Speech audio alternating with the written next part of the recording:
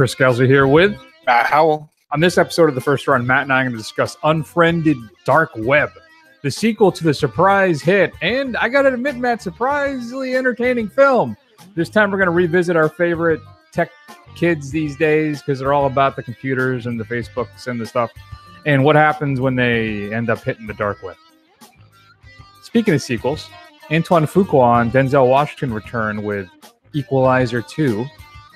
Matt didn't have time to see it, and I will let him know if that was for the best.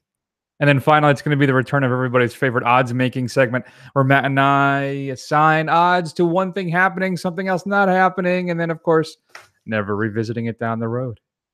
But let's start everything off with a clip from Unfriended Dark Web. Yo!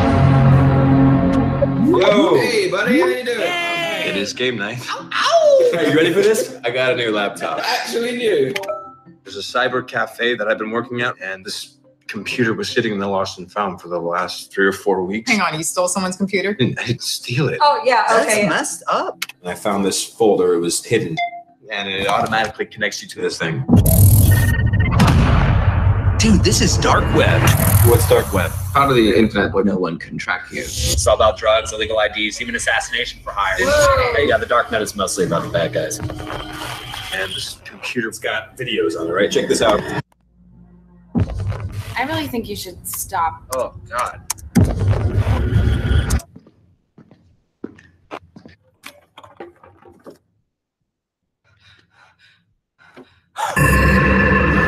That looked way too real. I think that is real. Guys, that's what they're trading. Trade what? All those videos. We have to do something, and we have to do it now.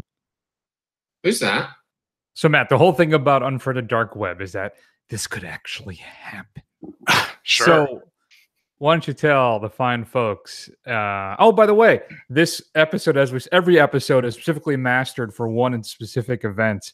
So this one has been specifically created to listen to while viewing a hot dog eating contest. So, Matt, for everybody enjoying said contest, why don't you tell them what is Unfriended Dark Web all about? Sure. It's about a guy who, as you heard in the clip, he finds a computer in the lost and found, decides to take it home, starts using it as his own, starts playing around with it, and he discovers a bunch of videos of what appear to be like snuff videos, torture videos that appear to be real. And then as he progresses deeper into it, a person comes on and says that essentially that they're watching him, that they're controlling him, and they're trying to get the laptop back, and mayhem ensues. There you go. They're following the young man's deaf girlfriend, threatening to kill her, Amaya, right? If he doesn't go ahead and return said laptop. So, we both enjoyed the original Unfriended, right? Yeah, we did. It was a surprise. It's one of those, like second Annabelle 2 or Ouija 2, that I had low expectations and I was pleasantly surprised. So this one takes a turn that the other one didn't. So the first one actually was supernatural. It was. In nature. Yes. This one is not. Was that the right decision, Matt? What did you think of the overall plot on this one and the thoughts and ideas and the overall execution? Break it down for me. So, I mean, I guess the lack of the supernatural, I guess, I don't know if it was a hindrance, I guess. I mean, it just seemed more kind of in that kind of Saw hostile vein when you started getting this stuff in with the quote-unquote dark web. And, you know, it's fine, but it's not anything that's earth-shattering. I mean, it's kind of like a letdown from how much of a pleasant surprise the first one was. Because, I mean, there's some tense moments in it, and there's some pretty kind of ugly nastiness in it that a lot of horror fans want. But, I mean, it's just nothing... It's just nothing that's, you know, new. Wasn't that exciting to me.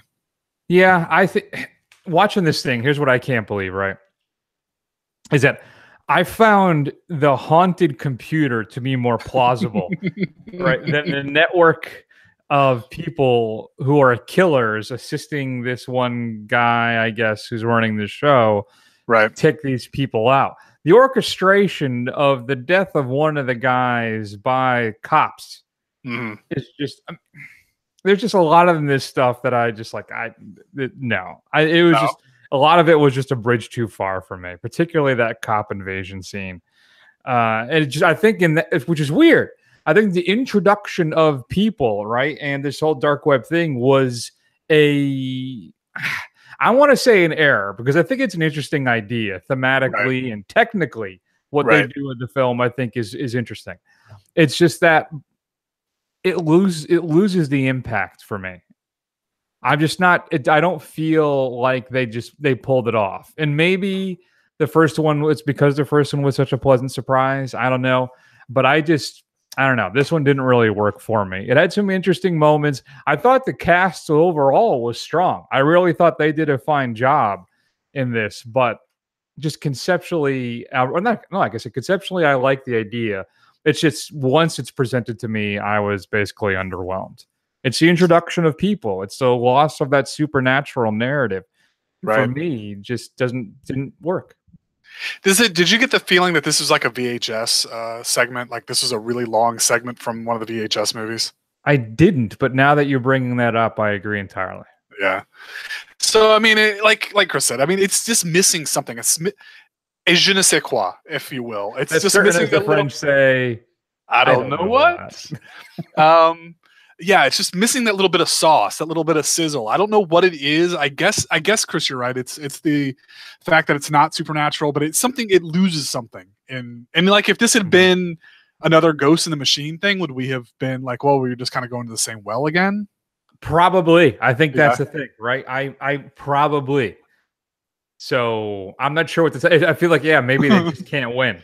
Yeah, damned if you do, damned if you don't. They should have just left it alone. But the problem is the thing made so much money. The first one was such a surprise hit that, this was inevitable, really. Yeah, so I'm curious for you. This is weird because on the Wikipedia page, there's stories out there that there's two endings for this thing. Yeah. And director says, no, that's not true. It's just kind of how the editing process was. We weren't sure which ending we're going to go with. Mm-hmm. But from what I understand, there are two endings. Right. There's the one ending that's in the Wikipedia page is not the ending I saw. Right. So what did you have? What was your ending? It was the buried alive thing. Okay. That's what I had as well. Because on the Wikipedia page, supposedly, young Amaya actually meets an unfortunate fate. Okay. And Matthias, and the other ending is hit by a truck. Oh, okay. All right. Which interesting. I don't like as much. It seems I don't know, needlessly cruel, and then also kind of anticlimactic for how he gets taken out. Yeah, and I guess would be interesting. Do you think that they actually released two prints of this film with two different endings, and like it just depends on where you are in the country and luck of the draw? I think so. Why? I mean, they did 3 of them for Clue, right? I don't. Yeah. Why not? Mm-hmm. All right. It was all shot digitally, right? So it's not like it's a big deal to. It's a perfect topic for our listener. If you did check this out, send us what ending you got, because I'd be curious to know. Yeah, I don't know. I just think it's a missed opportunity. I think this could have been a little better than it was.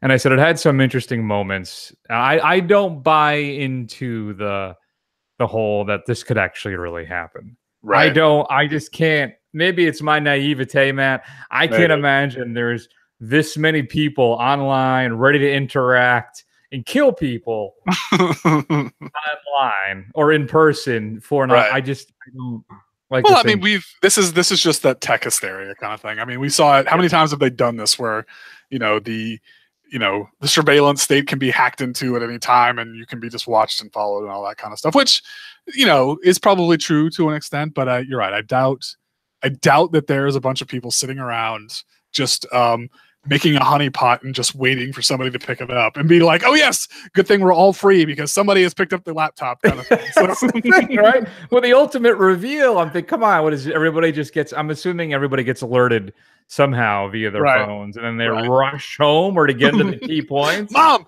I can't have meatloaf tonight. I'm going up to my room.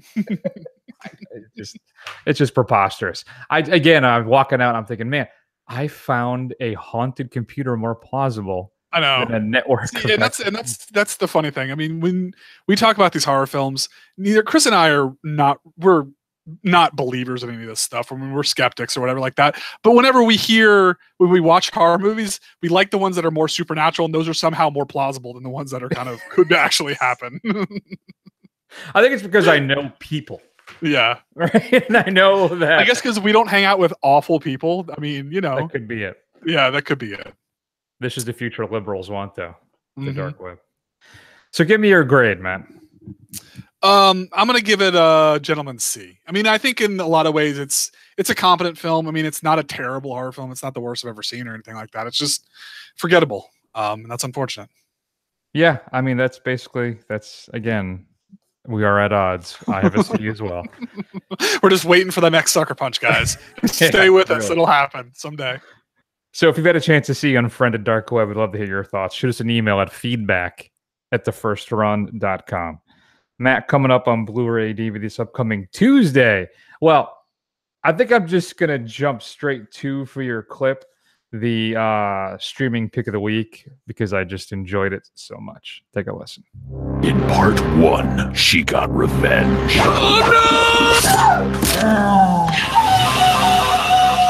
In part 2, she decided to have more revenge.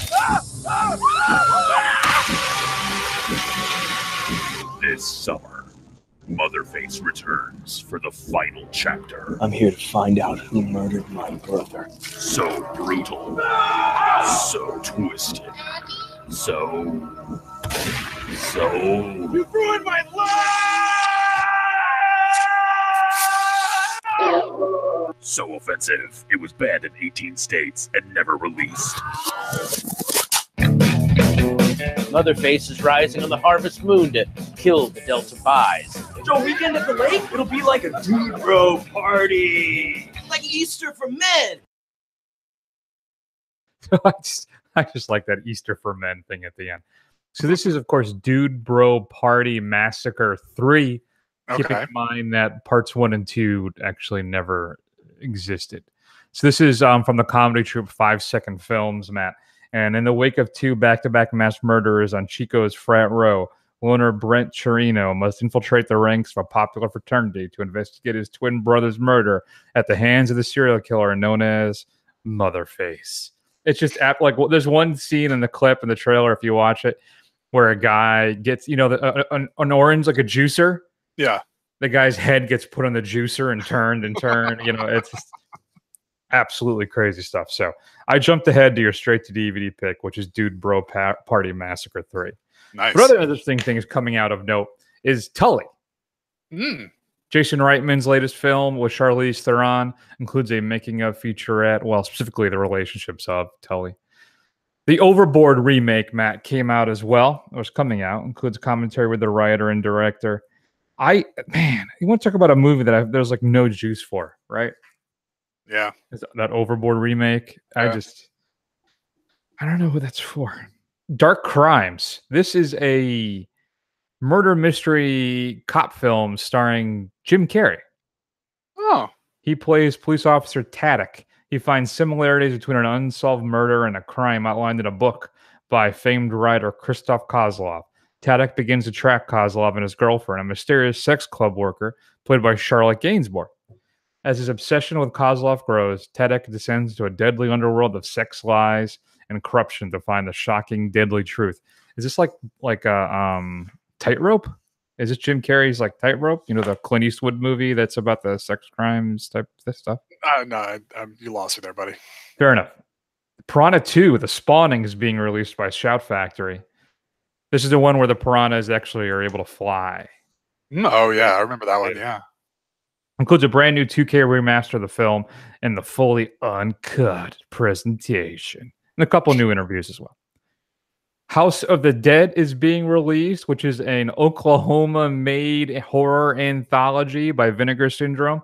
Includes a new 2K remaster of the film, directed by Sharon Miller, who did after-school specials, and featuring atmospheric photography by Ken Gibb of Drive-In Massacre. It's originally known as Alien Zone, so anybody out there in the Grindhouse world may know it from that. Counterpart, first season, starring, I think, one of the finest character actors working today, and really not going out on a limb on that, J.K. Simmons. He plays Howard Silk, is a lily cog in a bureaucratic machinery of Berlin-based United Nations spy agency. When Howard discovers that his organization safeguards the secret of crossing into a parallel dimension, he is thrust into a shadowy world of intrigue, danger, and double-cross. I just want to see it because of Simmons.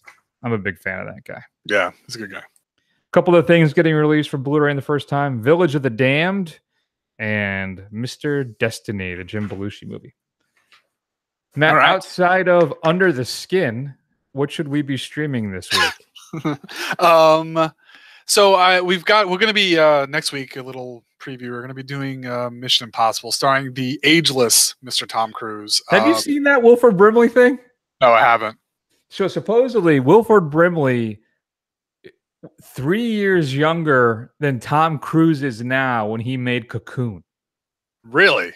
So look at the pictures of Wilford Brimley at 52, and I think Cruise is 55 right now. Okay. Absolutely insane. That was the 80s. We just let people age gracefully in the 80s or fall apart as it was. There was. Sorry to interrupt you. I just didn't know if you'd seen that internet thing. I have not seen that. Mind. Yeah. Well, there's a reason Tom Cruise is ageless, because he's a vampire. And on Netflix, you can watch him show his true colors on Interview with a Vampire, starring him and Brad Pitt, and introducing the world to a very young Kirsten Dunst. Pretty solid vampire movie. Got a lot of heat back in the day, but you know what? It's actually pretty fun. I kind of like it. I shouldn't say I've seen it. I saw it when it came out, and I was underwhelmed. Right. I don't know if I have any urge to rewatch it. But I remember, wasn't there a big uproar about him being cast as Lestat? Yeah, they thought he was too much of a pretty boy. They didn't think he was right for the character. Well, he pulled it off. They had that whole issue too with Jack Reacher too, right? So, because Jack Reacher's this big hulking guy, and then you have Tom Cruise. Good times. All right. Anyway, Under the Skin is on Netflix. Make sure you watch it. That is. Good thing I don't watch it with the kids. Yeah, definitely don't watch it with the kid, or your mom, or your grandma. None of them. Unless they're into weird things, but no judgment. Yeah, grandma. All right. I'm going to spend a few minutes then, Matt, talking about Equalizer 2. Please do. Be bothered. But here's a clip of Denzel doing what Denzel does best. And what he's good at isn't very nice. And he's got a particular set of skills and whatever. How you doing? I'm the Lyft driver that you called to take home your girlfriend. Not a girlfriend, man. Oh, credit card was invalid. Come in. There you go. Pay yourself whatever and give yourself a nice tip. Thank you. You're not going to ask me if she got home okay? This is the point where usually I'd give you a chance to do the right thing, but not tonight. Tonight I'm going to need your cameras, cell phones, anything you might have used to record what you did to her.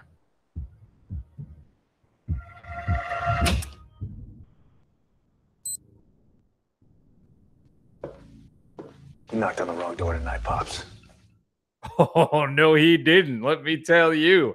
Woo! Denzel is back as James McCall. Anton Fuqua and Denzel did the big screen adaptation of The Equalizer a few years ago.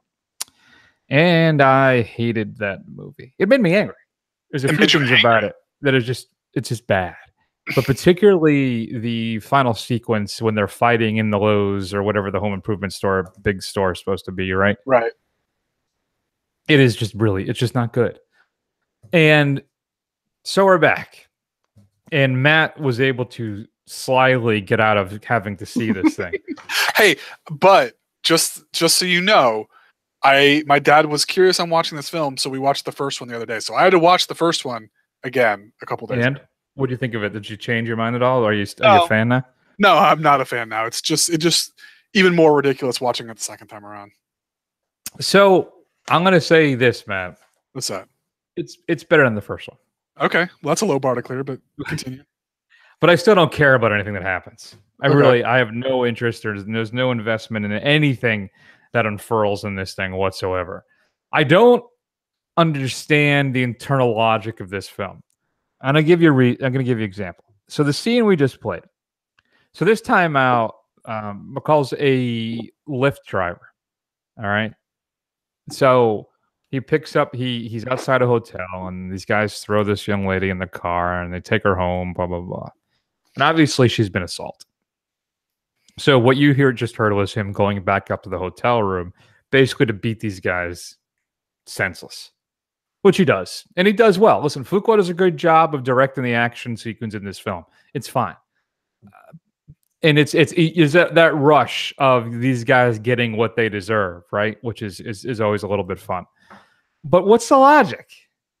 You think these guys aren't going to call the cops? Right. This guy just beat me within an inch of my life, and I'm not going to call the popo? I don't think so, especially these young rich party boys. There's like a lot of little things in this thing that it's like it exists in this weird parallel world where there's no law enforcement anywhere. Right. Or they're corrupt, so you can beat them with impunity as well. Yeah. So going into this thing, I was thinking about this before going to watch it. I was thinking, one of the problems with adapting these films from TV shows is that you miss out on the episodic nature, right? Because you get a case of the week every week. There's always something different. Here, it's always going to be it has to be one big event. And maybe you'll get lucky if they pepper in some little vignettes, right? To kind of keep it interesting and kind of explore the world of the character. And Fuqua does that this time. So I'm thinking, oh, great. Right, I'm gonna get a little more. I'm not gonna just get an origin story and then like a big mission. I'm gonna get a lot of side missions and more vignettes. So it's more of a procedural, and it's more reminiscent of the show. And it doesn't work. Everything the film doesn't feel cohesive at all. It feels like they're just peppered in. There's a subplot where there's a kid in the neighborhood in his same building complex who's always getting into trouble, but Denzel believes in him and he can change his life. So he kind of becomes a father figure for this kid. But the only reason he exists is to become a hostage later in the movie. Right. There's little things that it tries to do that it just seems to fail at over and over again. And the most damning thing for me in this movie is Denzel. Really? Yeah. The point is he's supposed to be so cold and calculating, right? That he hits his watch, he scans the room, hits his watch, and then takes all the guys out. It's supposed to be kind of like, how would you put it, like a devil ray fish or something, just kind of smooth, working his way through and then taking guys out. There's a neat little scene, neat little moment when he's beating up the rich kids with the woman, where he breaks one guy's arm. He seems to snap another guy's neck, which seems a bit extreme, I guess. But then there's a cool little moment where he's looking at this one other guy and he's like, come on. He does a little finger like, come on, it's your turn, and do what you want to do. I'm ready for you. That type of thing. And but that's the problem. There's not enough of that in this film. I think a little of emotion would have gone a long way. Instead of this unstoppable force that, he's almost playing through, like, I don't know. I really would have, he's just it's almost like he's sleepwalking through this whole thing, is my point. So you wanted a little more John Wick, a little less Neo, is what you want. guess so. Yeah, I guess so. I would like to have seen a little more emotion, instead of focusing so much, like, all right, I'm going to hit my watch, then pop, pop, pop, pop, pop, pop, and I'm going to walk out the door. No, I'd like to see a little rage, maybe, or a little. I know maybe that's against the whole point of who he is, but I don't know. I needed a little something more to keep me interested. Now, they introduce an interesting thing where the bad guys are his colleagues that have gone into the work for hire. They're mercs now. Okay. Sure. So he ends up having to go up against his old squad buddies. Okay. Which could have been interesting, but it really wasn't. Okay. He's just so brutal and effective that everything kind of just zips right along. So I don't know. It could have been fun. This movie could have been better, I think, maybe if, as I said, Denzel brought a little more to it, and we had a different director. I'm sorry to say it. There's just no way around it. I bet you can't wait for his next project. What's he doing? I don't know. Let's see. Oh, it sounded, the way you were saying that, like it was going to be something I was really excited about. No, and I'd be upset when I found out he was attached. All right, well, let's see. Like what DC thing he's doing. Yes, he's doing the next Superman movie. Yeah. He's not actually directing anything coming up. Maybe he's writing Equalizer 3. Let me see his director. Wow. Here we go. Something called, he's doing 2 documentaries, a Muhammad Ali documentary and something called American Dream, American Nightmare. Okay. Yeah. Well, I don't know. It's better than the first one. It's still not terribly good. If I had to choose to watch one or the other, it would be this one. Yeah. But it's no. So what's the letter score? I gave it a C plus. Okay. I think that's fair. Still, I don't know. I can't say I expected more. I just want Denzel to really kind of just like pop, really, and bring it, and he just didn't seem to do that for me in this film. If you had a chance to see Equalizer 2, you can email us, I guess, if you want. I don't know. What really is there more to say about this thing? Feedback at thefirstrun.com. Good times. Good times. All right, Matt, let's move on and let's start talking about what are the odds. I got some good ones here. So let's start off though with, let's just light that fire one more time.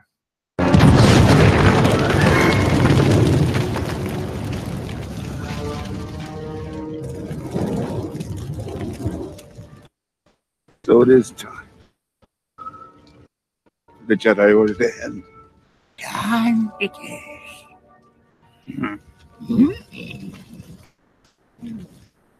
For you to look past a pile of old books. The sacred Jedi texts. Ooh, read them, have you?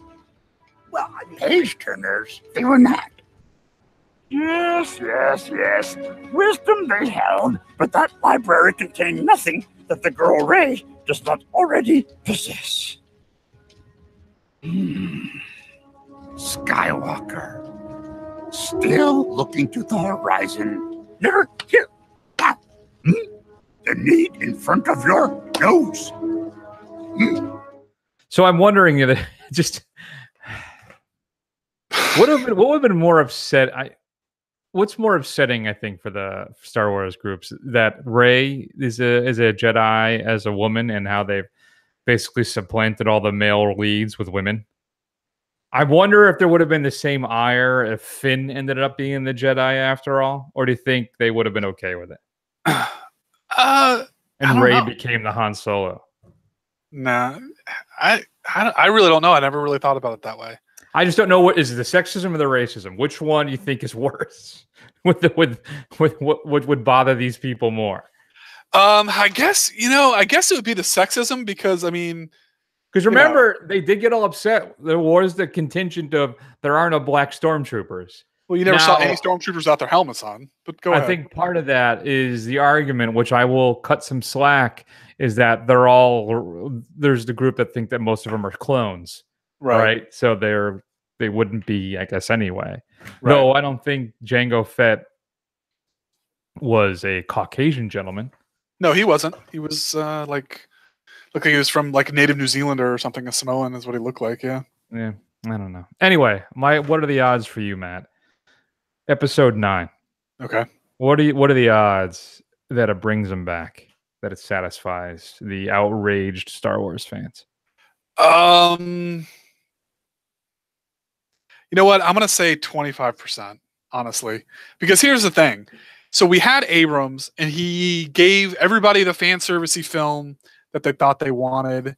And then all the fans did was, complain loudly on the internet that, that it was nothing new. This was not anything different. It's just a remake of The New Hope. Yep. Right. So then they bring in Rian Johnson. He gives them something completely different. He blows everything up. And now how you feel about that or not, I have some strong feelings about that, but I respect the choices that he made. Mm-hmm. But now they're all apoplectic about that because, you've ruined my childhood. You've destroyed the legacy of this thing. You didn't understand the characters, blah, blah, blah, blah, blah, blah, blah. So I don't know. Honestly, I think that there's no pleasing these people, to be quite honest with you. I think the problem with Star Wars is it's become almost like sacred text. And for so long, there were only these 3 films.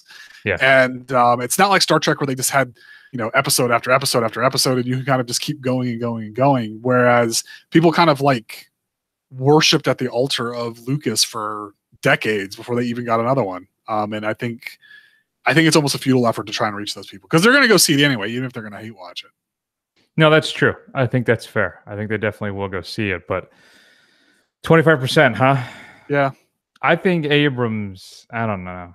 Has he said anything about Rey's lineage being settled, or no? Not that I've noticed. No. I'm gonna go. All right, then I guess I'll go 20%. I don't know. Part Although, of me to be thinks fair- that Abrams may try and fix, if you will, air quotes, some things for the fandom, but I don't know. He might. I don't know. We'll see. I mean, we know that we're getting Mark Hamill and Carrie Fisher in episode 9. I'm assuming Mark Hamill will be a Force Ghost, but we'll see. Here's the thing: I can go and Lando, right? And Lando Which and Billy Dee still Williams, is the stupidest thing to announce that he was coming back. Right. But that's fine. In regards to marketing, imagine being on that, watching that movie when he walks out with you having no foreknowledge that he was going to be there. Right. Anyway, you know what? With the inclusion of, I'm going to bump up to 30. I'm going to Okay. actually adjust my number because of the Lando and the Luke and Leia. I guess are you using unused footage from Force Awakens, right, for her? Yeah. I think so. Something like that. I don't know. We'll see. All right. What do you got? All right. So, the deal of the century is going through. It's been approved by regulators. It's been approved by the shareholders. So it seems like Disney and 20th Century Fox are merging. It will begin sometime next year.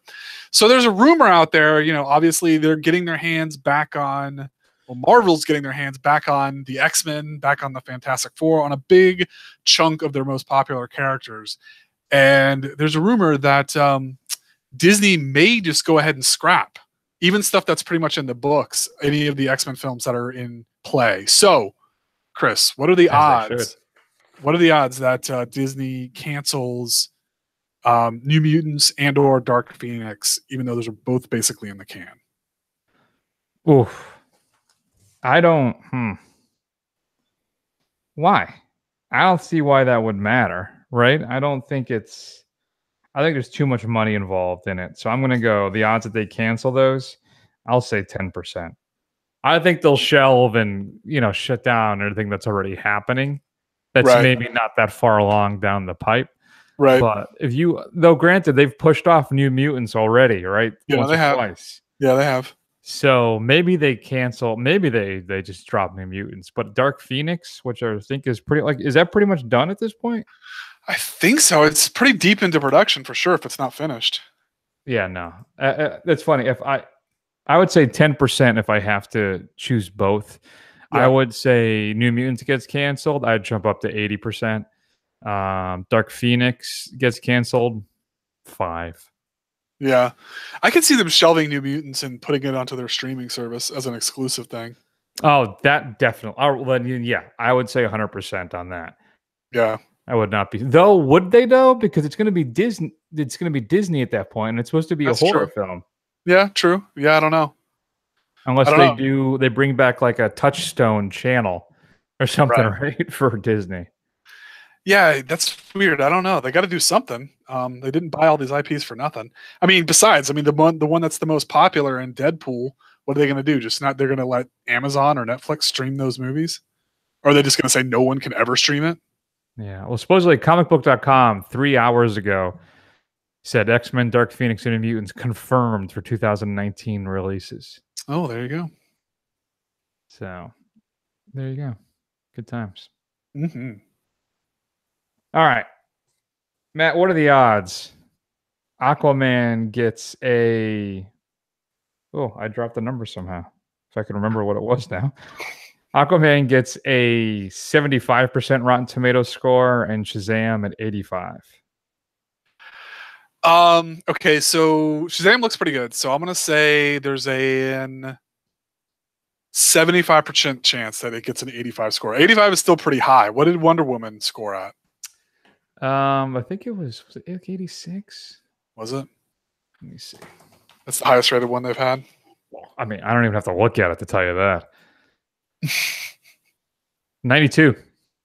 Okay. Yeah, I think I think it'll hover high 70s, low 80s, but I guess there's a shot that it actually hits 85. And especially with, Rotten Tomatoes score. I mean, even like a lukewarm is considered a positive, so we'll see. Yeah, because they let the critics decide if they want to have it be rotten or fresh. So right. Aquaman, I am just not confident about it. I've read all this stuff online and people are just talking about how awesome it looks. And I'm like, are you guys watching the same trailer I am? This just looks extremely middling, and I'm not excited for this. So I think there's like maybe a 40% chance that thing gets a 75. I mean, maybe high 60s is where I'm thinking for that.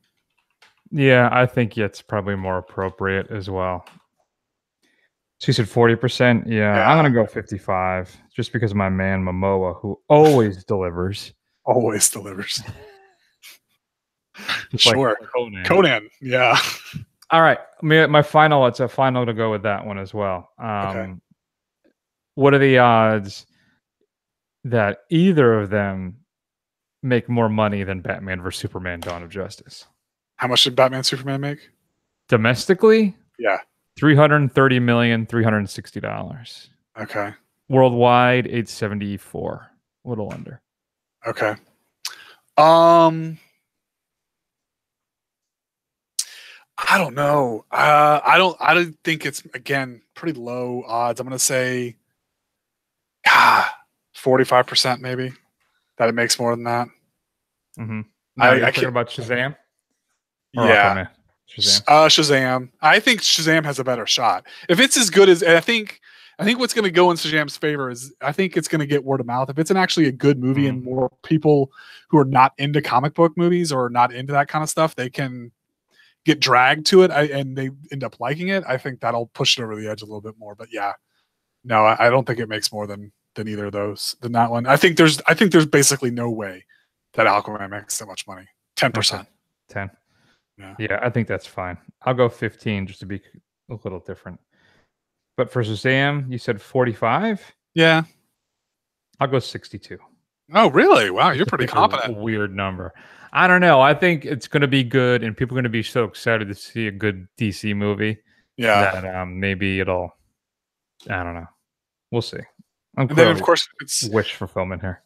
Fun and light, and so DC will have to ruin it, and then we'll get the Kingdom Come movie that they'll completely ruin and make Captain Marvel the villain. Right. No kidding. Yeah. And I'm assuming it won't be 2.5 hours long, which will help with screening. Yeah. A lot of screenings too. Right. It won't be so damn dour. So, yeah. All right. What do you got? All right. So one of our favorite directors of the past decade, Denis Villeneuve, he is going to be directing the Dune. He's going to be adapting Dune into a new film. Yep. If anybody's aware, there's a pretty disastrous David Lynch version of Dune out there, and this is considered, even though one of the best sci-fi novels ever written, almost unfilmable. But it's come out that this movie is only going to cover the first half of the first book.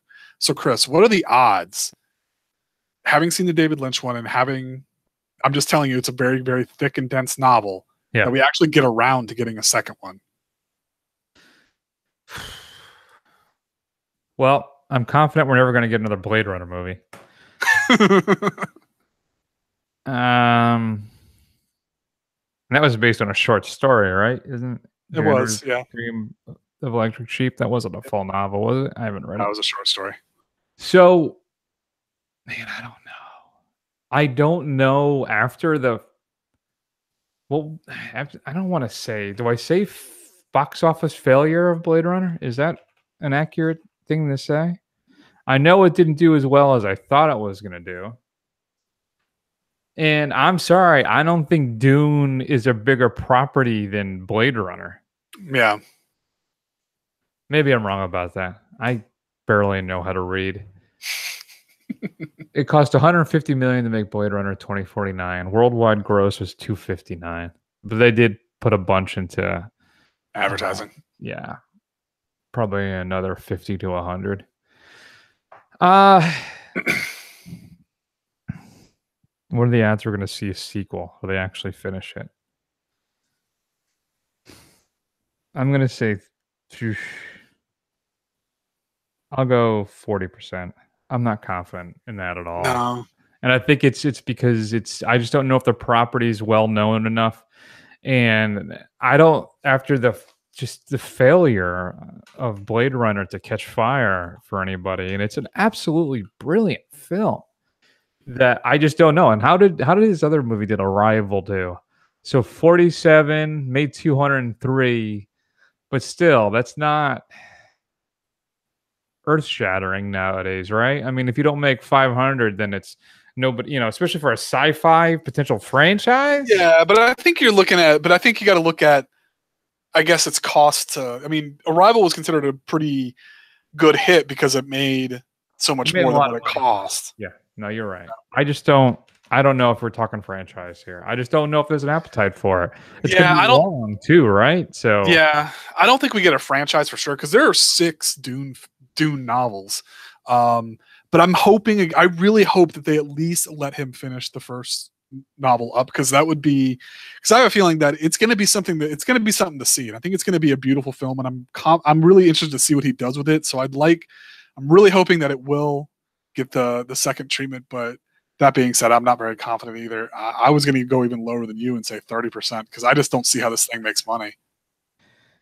yeah, I mean, I'm concerned too. The last time we had a 2-hour-long science fiction film about trade wars, it didn't exactly do. We did get a couple sequels, but it's not looked upon very fondly. No, but it made money. It made money for sure. But it doesn't. Phantom Menace has a little more name recognition than Dune does. Yeah, I mean, it's about. Isn't that what it's about? It's about fighting over a spice, basically. Yeah, it's fighting over the substance that makes space travel possible. Is basically what it is. Yeah. I don't know. We'll see.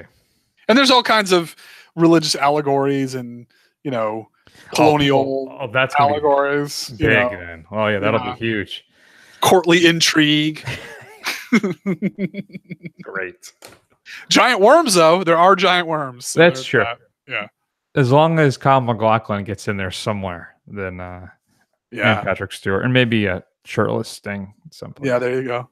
Man, that David Lynch movie, that is a terrible movie, but it is interesting to look at. It really is. It has got a crazy aesthetic for sure. I've never seen it. So. You've never seen it? No. It's not a good movie, but you should watch it just for the whacked out visuals that are in that thing. I'll have to check it out at some point. Put it on the list. Matt, what are the odds James Gunn returns to direct Guardians of the Galaxy 3? Oh boy, when is that thing supposed to start shooting? I don't know. I would assume it's turned in the script for sure. I do not know. So you think are the tides turning in James Gunn's favor? Is the grassroots support that you see on the internet, is it like the people are saying Disney, this is kind of a knee-jerk reaction, this is a step too far kind of thing, or are they still kind of like good? I don't know. I know. So the same thing, and the same guy did this to Sam Cedar and got him fired from MSNBC. And they basically took 5 minutes to Google and are like, oh, okay, never mind. Right. So, and this too, though, talking about the Fox purchase is what makes having one company own all of these properties dangerous. Right. Especially one that is so obsessed with family values and putting, and not having anything questionable. Though they worked with some other questionable people over the years and continue to do so now. So I don't know. I don't know. There was a petition where like tens of thousands of people have signed to have him come back on. I think if Disney does its due diligence and sees the fact that he deleted these things years ago and apologized for it years ago already, right? As well as I think has handled it exceptionally well, then maybe. Yeah, I mean, as much as I think this is a tempest in a teapot kind of thing, I think they're making a much bigger deal out of this than it really is. I mean, it's not great, but I mean, stuff said in bad taste is one thing, but it's just a matter of, I don't see Disney reversing course unless there's kind of like a big groundswell to kind of reinstate justice for Gunn kind of thing. If we don't get that, then Disney, if it's kind of like there just seems to be a collective shrug, like, oh, that's too bad, and just move on. I don't think Disney's going to reverse course because they're just not going to do it. And it's and Disney, at this point, what do they have to really to lose? Are people not going to go see the third one because Gunn was fired? I mean, and the most important thing that Gunn could do is he wrote it. So I mean, and granted, but they can probably get somebody to ape, James Gunn's style for true. And if they're bringing Taika Waititi, You'll be like, James who? So I got 25% that he returns, which I think is even high. Yeah, I think that's high too. I'd say 15%. I just don't think it's going to happen. I wish it would happen for him because, you know, I think he should see it through because he's kind of made Guardians of the Galaxy what it is. And like I said, this seems to be much ado about generally nothing. So I don't know. Yeah. All right. Good enough. What do you got? All right. This is my last one. You ready? Yep. All right. So we know Joaquin Phoenix is going to play the Joker. And what we can only assume is a completely separate and apart from the DCEU. So they're also talking about getting Robert De Niro. I'm assuming in some, give me that belt. Some kind of role. I'm assuming he'll probably play against type and play some kind of mob boss or something like that. So what are the odds that we actually get De Niro in this film? That's a good one. I'm gonna say it's not like he's turning stuff down. So I'm gonna say it's 65% that De Niro is in the Joker movie. Yeah. You know, that's 100% right because it doesn't seem like he's getting very picky in his old age. So I'm going to say, 70% for sure. All right. I mean, how many Fockers movies can you make? Hey, man, people keep going to see him. Yeah. No, I think that's good. All right. I got two more, but I'll let you choose one. James Bond or Mission Impossible? I guess let's go James Bond. All right. What are the odds Danny Boyle, who has won a few Oscars, his Bond film gets an Oscar, a non-technical Oscar nomination? A nomination? Mm-hmm. Non-technical. I'm going to say 60%. I think there's still a lot of stigma around genre films, but since they've increased it up to 10, I think they're much more willing to nominate even if they're never going to win. Okay. I'm not as confident as you. I'm at 55%. I would love for a Bond film to get a kind of directorial or best picture or acting nominee. It'd be a fun way for Craig to go out too, but we'll have to see. All right. Good times. Good times. So, coming up next week, Matt. Ooh. We're going to try and do a streamer off the Netflix. I'm letting Matt choose which one he wants to, or Prime Video. Your call. I have both. Okay. So just let me know what you want to do. But the big one, the big dog, folks, Mission Impossible something, Fallout. It is supposed to be the best Mission Impossible film ever, which is a bold statement considering how much you and I both love Ghost Protocol. Mm-hmm. Redefines the action genre, which seems to happen a lot lately. Right. I'm looking at you there, Fury Road. So, I don't know. We're going to talk about it next week. I'm very excited about it.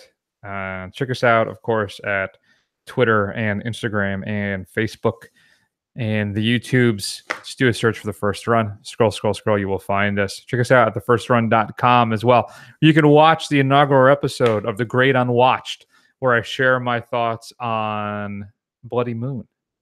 Matt, I'm still working on that Lone Wolf and Cub first film, but I think I'm going to watch Mission Impossible 2 first. Okay. Because I want to kind of revisit it since Matt Singer had written an article defending it, which I thought he made some interesting points.